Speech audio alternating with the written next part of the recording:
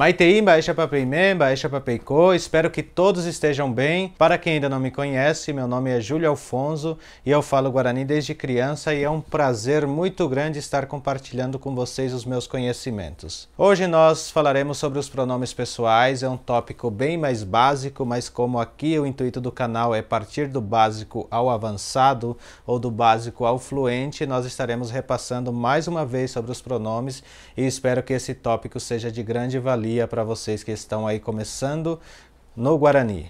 Então os pronomes pessoais em Guarani são che, quer dizer eu, nde, quer dizer tu ou você, hae, ele ou ela, nhande, quer dizer nós, incluente. O que seria esse nós incluente?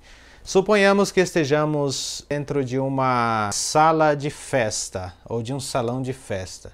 E aí tem várias mesas dentro desse salão de festa. Quando nós falamos nhande, quer dizer todos os que estão ali participando da festa.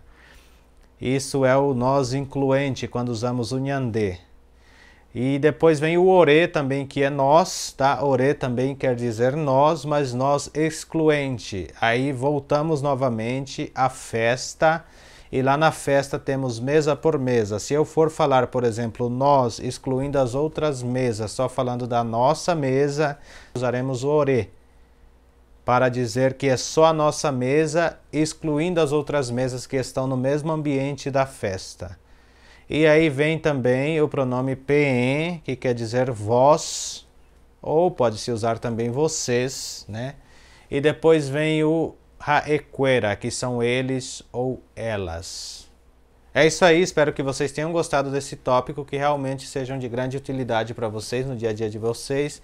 Eu tive alguns comentários lá pedindo para fazer alguns diálogos de quando se vai ao restaurante, de quando se vai comprar algo. Nós estaremos passando isso nas nossas lives. E já quero deixar aqui explicado que a nossa live será uma vez por semana. Estarei ainda definindo se faço 2 vezes mais para frente. Vai depender do nosso público que tenhamos.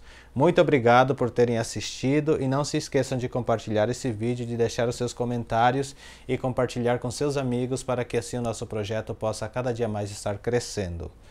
Agui GPM, ha Jejuechapeve.